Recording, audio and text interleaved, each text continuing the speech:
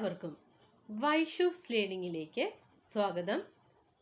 Today we take A new topic, that is social welfare and social security. എന്താണ് social welfare, എന്താണ് social security എന്നുള്ള ടേമാണ് നമ്മൾ നോക്കുന്നത്. അതായത് ഏറ്റവും another important feature of socialism, നമ്മളിപ്പോൾ സോഷ്യലിസം എന്ന് പറയുന്ന ടേമാണ് ഇപ്പോൾ നമ്മൾ കൈകാര്യം ചെയ്തുകൊണ്ടിരിക്കുന്നത്. അതിൻ്റെ ലാസ്റ്റ് ഭാഗമാണ് ഈ വീഡിയോയിലൂടെ നമ്മൾ കാണുന്നത്. അപ്പോൾ another important feature of socialism is that it is social welfare consideration which guides productive activity in the economy rather than private profit. Under capitalism, only production of such commodities and services is undertaken which are expected to yield maximum profit.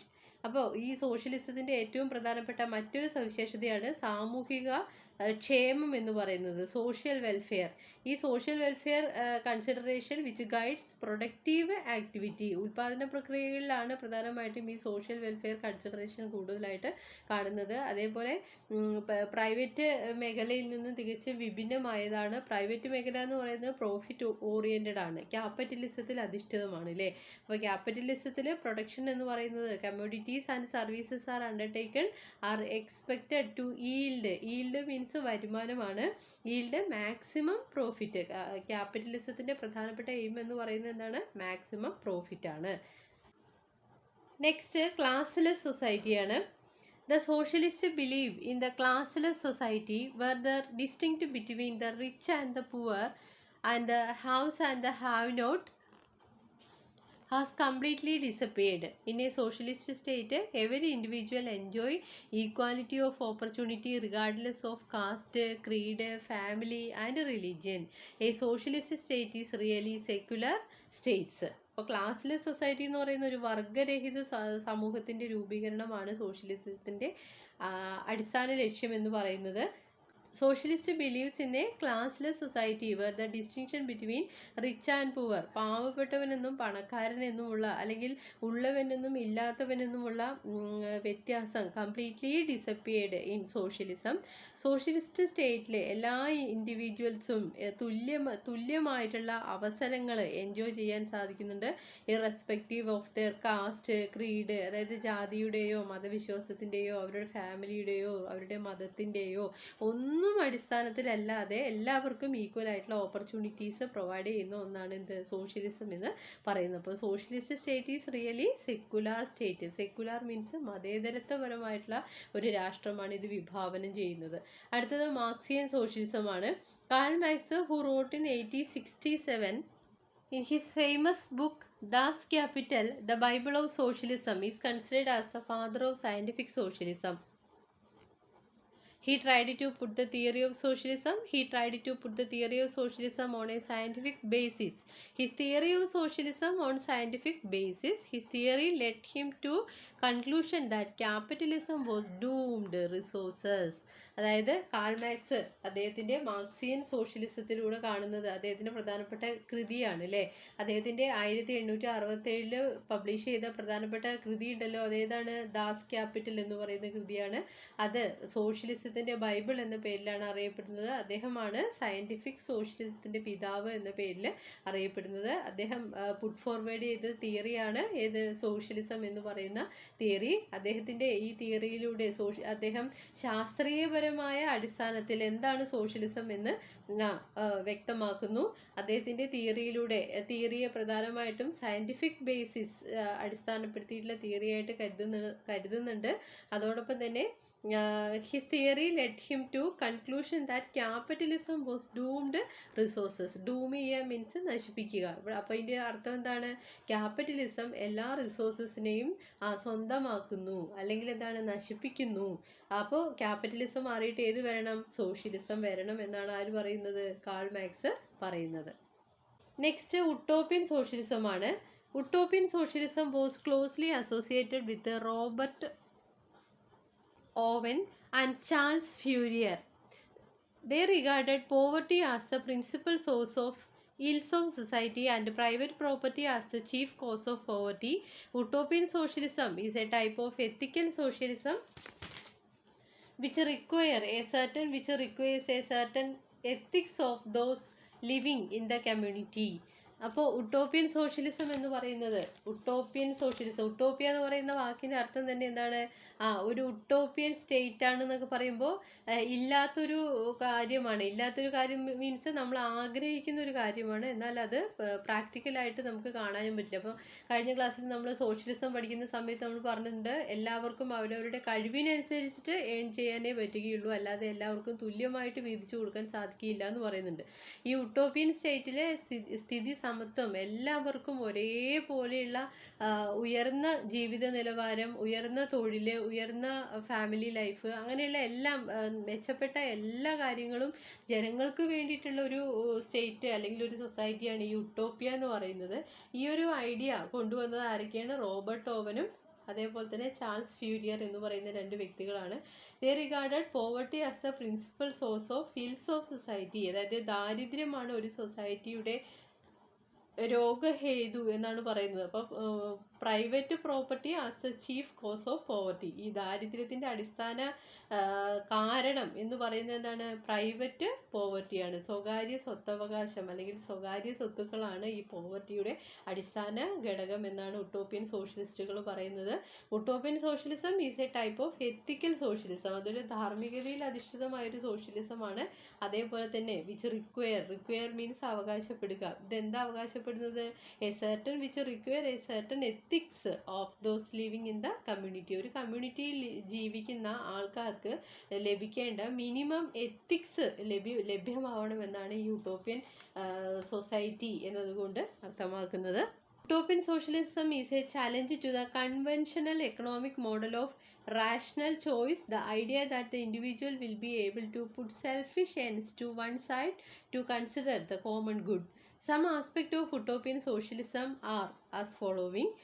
അപ്പോൾ ഇതിൽ പറയുന്നത് എന്താണെന്ന് വെച്ച് കഴിഞ്ഞാൽ, utopian socialism is a challenge to the conventional economic model. Conventional means പരമ്പരാഗതമായിട്ടുള്ള സാമ്പത്തികപരമായ രീതിശാസ്ത്രങ്ങൾക്ക്, പ്രത്യയശാസ്ത്രങ്ങൾക്ക് എതിരായിട്ടുള്ള ഒരു ചലഞ്ചാണ് utopian socialism എന്നതുകൊണ്ട് അർത്ഥമാക്കുന്നത്.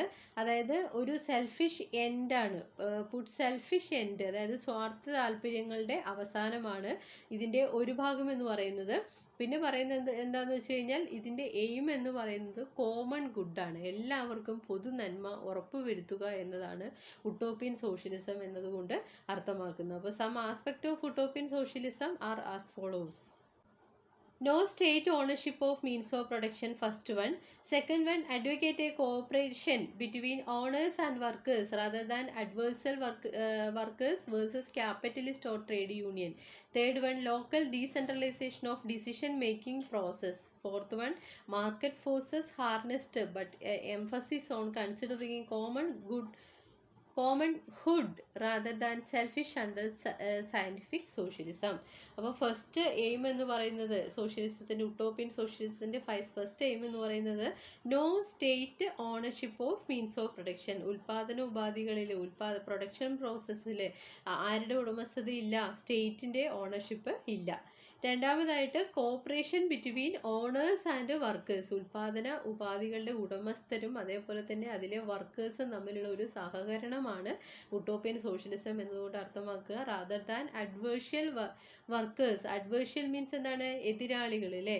വേഴ്സസ് എന്താണ്? വാക്കുകൾ. അപ്പോൾ adversarial workers versus capitalist are trade unions. അതായത് ഈ ഓരോ വർക്കേഴ്സിനും അവരവരുടേതായിട്ടുള്ള ട്രേഡ് യൂണിയൻസ് ഉണ്ടാവും. അപ്പോൾ ആ ട്രേഡ് യൂണിയൻസ് വഴിയാണ് അവരവരുടെ അവകാശങ്ങൾ നേടിയെടുക്കുക. അപ്പോൾ ക്യാപിറ്റലിസത്തിൽ തൊഴിലാളികൾ തമ്മിൽ എതിർപ്പുകൾ ഉണ്ടാവുന്നു, പക്ഷേ ഒരു ഉട്ടോപ്യൻ സോഷ്യലിസത്തിൽ ഒരു കോപ്പറേഷൻ ആയിരിക്കും ഉണ്ടായിരിക്കുക. Local decentralisation of decision making power. Decentralisation means വികേന്ദ്രീകരണം, പ്രാദേശികപരമായിട്ടുള്ള വികേന്ദ്രീകരണമാണ്. എന്തിൻ്റെ കാര്യത്തിൽ? ഡിസിഷൻ മേക്കിംഗ് പ്രോസസ്സിൽ. ഡിസിഷൻ മേക്കിംഗ് മീൻസ് എന്താണ്? തീരുമാനങ്ങളൊക്കെ എടുക്കുന്ന ആ പ്രക്രിയയിൽ പ്രാദേശികമായിട്ടുള്ള വികേന്ദ്രീകരണം സാധ്യമാവുന്നു. അടുത്തത് market forces harnessed but emphasis on considering common good rather than selfish. അതായത് സ്വാർത്ഥ താല്പര്യങ്ങൾക്കുപരിയായിട്ട് പൊതുനന്മ, സമൂഹത്തിൻ്റെ പൊതുനന്മ ഇവിടെ ഉപയോഗപ്പെടുത്തുന്നു. കമ്പോള ശക്തികളെല്ലാം കൂടുതൽ ഊന്നൽ നൽകുന്ന പൊതുനന്മയ്ക്കായിരിക്കും. ഏതിൽ? ഉട്ടോപ്യൻ സോഷ്യലിസത്തിൽ അണ്ടർ സയൻറ്റിഫിക് സോഷ്യലിസം. അപ്പോൾ ഈ ഉട്ടോപ്യൻ സോഷ്യലിസത്തിൻ്റെ അടിസ്ഥാന വശം എന്ന് പറയുന്നത് എന്താണ്? ശാസ്ത്രീയപരമായ സോഷ്യലിസ്റ്റ് രൂപമാണല്ലോ. അപ്പോൾ അതുകൊണ്ട് തന്നെ ഇവിടെ ഹാർനെസ്ഡ് മീൻസ് ഉപയോഗിക്കുക. അപ്പോൾ market forces harnessed but emphasised on considering common good. Next, scientific socialism. Karl Marx brought revolutionary insight to socialist movement. He undoubtedly brought a socialism, something that has hitherto lacked the daemonic energy. Communist Manifesto 1848 has been the most classical, radical, influential document in history of socialism. Marx postulated two kinds of tensions or conflict, one between the forces of production and the production relation who determine the economic structure, and the other between the ruling classes and those who keep them in bondage. അതായത് Karl Marx brought revolutionary insight, വിപ്ലവാത്മകരമായ ഒരു ഉൾക്കാഴ്ച socialist മൂവ്മെൻറ്റിൽ കൊണ്ടുവന്നത് Karl Marx ആണ്. അദ്ദേഹത്തിൻ്റെ അഭിപ്രായത്തിൽ socialism എന്ന് പറയുന്നത് ഒരു ഡയമോണിക് എനർജിയാണ് നൽകുന്നത്. ഡയമോണിക് എനർജി മീൻസ് ഇതുവരെ നമുക്ക് നൽകിയിരുന്നത് എന്താണ്? അമാനുഷികമായിട്ടുള്ള ഒരു എനർജിയാണ് സോഷ്യലിസത്തിലൂടെ ലഭിക്കുക. അപ്പോൾ അദ്ദേഹത്തിൻ്റെ പ്രധാനപ്പെട്ട കൃതിയാണ്, കാൾ മാർക്സും ഏംഗൽസും ചേർന്ന് എഴുതിയ കൃതിയാണ് കമ്മ്യൂണിസ്റ്റ് മാനിഫെസ്റ്റോ. അത് പ്രസിദ്ധീകരിച്ചത് 1848 അതാണ് പ്രധാനമായിട്ടുള്ള ക്ലാസിക്കൽ, റാഡിക്കൽ, ഇൻഫ്ലുവൻഷ്യൽ ഡോക്യുമെൻ്റ് ആയിട്ട്, സോഷ്യലിസത്തിൻ്റെ ഇൻഫ്ലുവൻഷ്യൽ ഡോക്യുമെൻ്റ് ആയിട്ട് നമ്മൾ കരുതുന്നത്. അപ്പോൾ മാർക്സ് പോസ്റ്റുലേറ്റഡ് മീൻസ് അംഗീകരിക്കുക. ഈ പുസ്തകത്തിലൂടെ കാൾ മാർക്സ് അംഗീകരിക്കുന്ന രണ്ട് തരത്തിലുള്ള ടെൻഷൻ അല്ലെങ്കിൽ കോൺഫ്ലിക്റ്റ് ആണ്. ഒന്നാമത്തേത് ദ ഫോഴ്സസ് ഓഫ് പ്രൊഡക്ഷൻ, ഉൽപാദനവുമായി ബന്ധപ്പെട്ടതാണ്. ആൻഡ് ദ പ്രൊഡക്ഷൻ റിലേഷൻ, ഉൽപാദനവുമായി ബന്ധപ്പെട്ടതും അല്ലെങ്കിൽ ഉൽപാദന ബന്ധങ്ങളുമായി ബന്ധപ്പെട്ട ടെൻഷനാണ് ഒന്നാമത്തേത് എന്ന് പറയുന്നത്. രണ്ടാമത്തേന്ന് പറയുന്നത് ruling classes and those who keep them in bandage. Ruling classes അതായത് ഭരിക്കുന്ന വിഭാഗക്കാർ തമ്മിലുള്ള പ്രശ്നങ്ങൾ. ഒന്ന് പ്രൊഡക്ഷൻ ഫോഴ്സസുമായിട്ട് ബന്ധപ്പെട്ടത്, രണ്ട് റൂളിംഗ് ക്ലാസ്സസുമായിട്ട് ബന്ധപ്പെട്ടത്. അപ്പോൾ രണ്ട് തരത്തിലുള്ള ടെൻഷനാണ് ഉണ്ടാവുന്നത് എന്നാണ് ആര് പറയുന്നത്? Karl marks. അദ്ദേഹത്തിൻ്റെ ഏത് കൃതിയിലൂടെ പറയുന്നത്? ദ കമ്മ്യൂണിസ്റ്റ് മാനിഫെസ്റ്റോ എന്ന് പറയുന്ന കൃതിയിലൂടെ പറയുന്നത്. Marxism reviewed a classical struggle, the central factor behind the dialectics of history. He proved that the existence of class was implied in each particular phase of production, and that it made inevitable led to the realization of the classless society. Marx believed in human perfectibility and held that a classless society would be the last stage in the social transformation. അപ്പോൾ Marxism reviewed ചെയ്യുന്നത് എന്താണെന്ന് വെച്ചാൽ, review ചെയ്യുക എന്ന് പറഞ്ഞാൽ എന്താണ്? ഒന്ന് അവലോകനം ചെയ്യുക അല്ലേ. അപ്പോൾ മാർക്സിസം റിവ്യൂഡ് ക്ലാസ്ലെസ് സൊസൈറ്റി, അതേപോലെ തന്നെ ക്ലാസ് സ്ട്രഗിൾ, അതായത് വർഗ സമരങ്ങളെയാണ് ഇത് അനലൈസ് ചെയ്യുന്നത്. ഒരു ഡയലക്റ്റിക് ഹിസ്റ്ററി എന്ന് പറയുന്നത്, ഡയലക്റ്റിക്സ് ഓഫ് ഹിസ്റ്ററി എന്ന് പറയുന്നത് എന്താണ്? വൈരുദ്ധ്യാത്മകത അല്ലേ. ചരിത്രത്തിൻ്റെ വൈരുദ്ധ്യാത്മകമായ ഭൗതികവാദം എന്നൊക്കെ കേട്ടിട്ടില്ലേ? അങ്ങനെയുള്ള ചില ചിന്താഗതികൾ ആരുടേതാണ്? കാൾ മാർക്സിൻ്റേതാണ്. അപ്പോൾ കാൾ മാർക്സ് ഇവിടെ റിവ്യൂ ചെയ്യുന്നത് എന്താണെന്ന് വെച്ചാൽ വർഗ സമരങ്ങളെയാണ്. അദ്ദേഹം പ്രൂവ് ചെയ്യുന്നത് എന്താണെന്ന് വെച്ചാൽ വിവിധ ക്ലാസ്സുകൾ ഉണ്ടാകുന്നു, അതൊക്കെ ഒരു പർട്ടിക്കുലർ ഫേസസ് ഓഫ് പ്രൊഡക്ഷനിലൂടെ കടന്നു പോകുന്നു. അതിൻ്റെയൊക്കെ അവസാനം ഒരു ക്ലാസ്ലെസ് സൊസൈറ്റി ഉണ്ടാവുന്നു, വർഗരഹിതമായിട്ടുള്ള ഒരു സമൂഹം ഉണ്ടാവുന്നു. അവിടെ ഹാവ്സ് എന്നോ ഹാവ് നോട്ട് എന്നോ റിച്ച് എന്നോ പുവർ എന്നോ എന്നുള്ള വ്യത്യാസമൊന്നും അവിടെ ഉണ്ടാവില്ല. അവിടെ ഒരു ക്ലാസ്ലെസ് സൊസൈറ്റിയാണ് ഉണ്ടാവുക. അപ്പോൾ മാർക്സ് ബിലീവ്ഡ് ഇൻ ഹ്യൂമൻ പെർഫെക്റ്റബിലിറ്റി, മനുഷ്യൻ്റെ പെർഫെക്റ്റബിലിറ്റിയിലാണ് ആര് വിശ്വസിക്കുന്നത്? കാൾ മാർക്സ് വിശ്വസിക്കുന്നത്. അതേപോലെ തന്നെ ഒരു ക്ലാസ്ലെസ് സൊസൈറ്റി ഉണ്ടെങ്കിൽ മാത്രമേ എന്ത് സാധ്യമാവുകയുള്ളൂ? സോഷ്യൽ ട്രാൻസ്ഫോർമേഷൻ സാധ്യമാവുകയുള്ളൂ. The dynamics of Marxian socialism took regional coloring as it traveled from one place to another, having different social, political, economic and cultural conditions. അപ്പോൾ ഇതിൽ കുറേ കാര്യങ്ങൾ പറയുന്നുണ്ട്. Dynamics of Marxian socialism took regional colouring, അതായത് പ്രാദേശികപരമായിട്ടുള്ള ഓരോ പ്രത്യേകതകൾ എടുത്തു കാണിക്കുന്നതാണ് ഈ കാൾ മാർക്സിൻ്റെ ഡൈനാമിക്സ് ഓഫ് മാർക്സിയൻ സോഷ്യലിസത്തിലൂടെ അതിൻ്റെ ഒരു ചലനാത്മകതയിലൂടെ നമ്മൾ കണക്കാക്കുന്നത്. അതായത് സാമൂഹികവും അതേപോലെ രാഷ്ട്രീയവും സാമ്പത്തികവും കൾച്ചറലുമായിട്ടുള്ള കണ്ടീഷൻസിനെ മുഴുവൻ ഇതിലൂടെ നമുക്ക് മനസ്സിലാക്കാനായിട്ട് സാധിക്കും. ഒരു സമൂഹത്തിൻ്റെ മൊത്തത്തിലുള്ള ഗുണങ്ങളെ മുഴുവനായിട്ട് മനസ്സിലാക്കാനായി സാധിക്കും. അപ്പോൾ ഈ ഒരു കാലഘട്ടത്തിൽ കുറേ ഇസങ്ങൾ ഉയർന്നു വന്നിട്ടുണ്ട്. അങ്ങനെയുള്ള ഒരു ഇസമാണ് സിൻഡിക്കലിസം. അത് ഫ്രാൻസിലാണ്. സിൻഡിക്കലിസം എന്നൊക്കെ പറയുന്നത് ഡീറ്റെയിൽഡ് ആയിട്ടൊക്കെ നോക്കുകയാണെങ്കിൽ a movement for transferring the ownership and control of means of production and distribution to workers union. അതായത് ജോർജ് സോറൽ എന്നൊക്കെ പറയുന്ന ആളാണ് ഈ സിൻഡിക്കലിസത്തിൻ്റെ വക്താവായിട്ട് വരുന്നത്. ഫ്രാൻസ്, ഇറ്റലി, സ്പെയിൻ, US തുടങ്ങിയ ഭാഗങ്ങളിലൊക്കെ സ്പ്രെഡ് ചെയ്തതാണ് സിൻഡിക്കലിസം എന്ന് പറയുന്നത്. അപ്പോൾ ഇവിടെ നമുക്ക് അത്ര ഡീറ്റെയിൽഡ് ആയിട്ടൊന്നും വേണ്ട, അതുകൊണ്ട് ഇതിൻ്റെ ജസ്റ്റ് മാത്രമാണ് ഞാൻ മെൻഷൻ ചെയ്യുന്നത്. ഫ്രാൻസിൽ സിൻഡിക്കലിസം, ഫാബിയനിസം ആൻഡ് ഗിൽഡ് സോഷ്യലിസം എവിടെയാണ്? ഗ്രേറ്റ് ബ്രിട്ടനിൽ.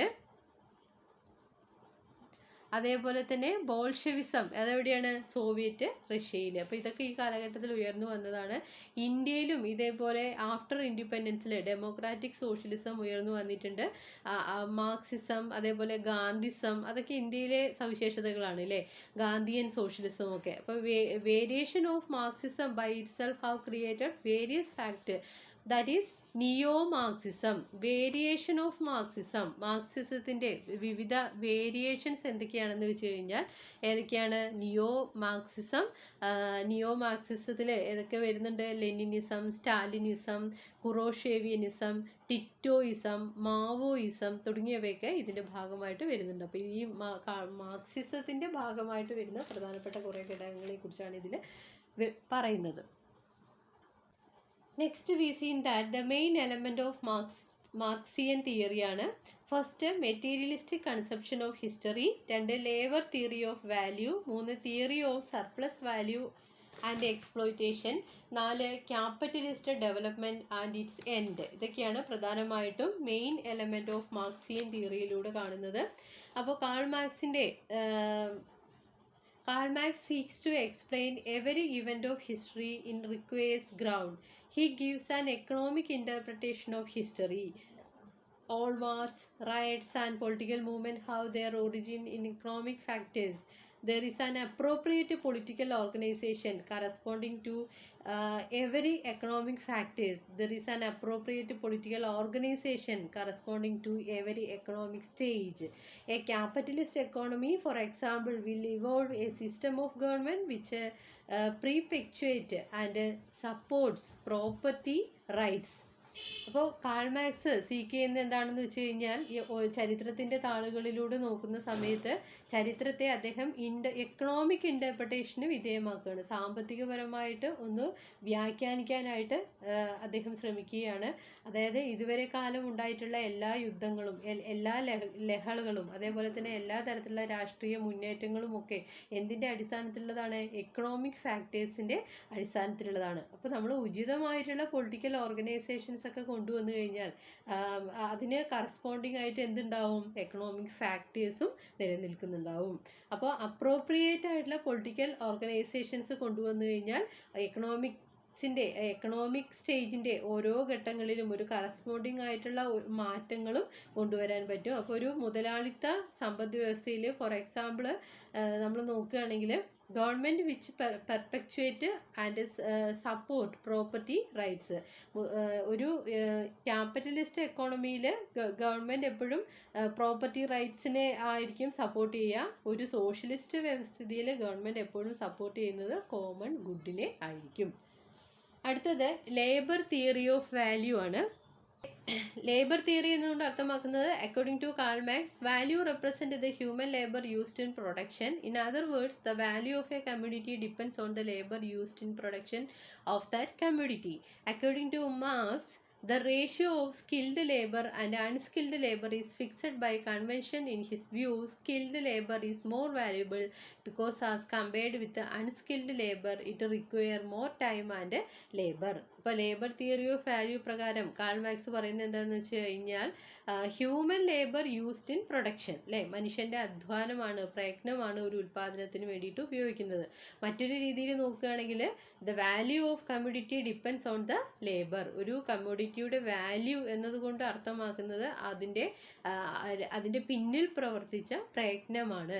അപ്പോൾ കാൾ മാർക്സ് പറയാണ് നമ്മൾ the ratio of skilled labour and unskilled labour, അതായത് സ്കിൽഡ് ആയിട്ടുള്ള ലേബറും ഉണ്ട് അൺസ്കിൽഡ് ആയിട്ടുള്ള ലേബറും ഉണ്ട്. അത് ഫിക്സ് ചെയ്യുന്നത് എങ്ങനെയാണ്? By convention in his view. ഓരോ ആൾക്കാരുടെയും വ്യൂവിൽ നോക്കുകയാണെങ്കിൽ skilled labour is more valuable അല്ലേ? എപ്പോഴും നമ്മൾ അങ്ങനെയല്ലേ പറയുക, വൈദഗ്ധ്യം, തൊഴിൽ വൈദഗ്ധ്യമാണ് ഏറ്റവും വാല്യുബിൾ ആയിട്ട് നമ്മൾ കൊടുക്കുക. അപ്പോൾ നമ്മൾ തന്നെ ഒരു ഇൻ്റർവ്യൂവിന് പോവുകയാണെങ്കിൽ തന്നെ വൈദഗ്ധ്യമുള്ള ആളുകൾക്ക് പ്രിഫറൻസ് കൂടുതൽ കൊടുക്കും.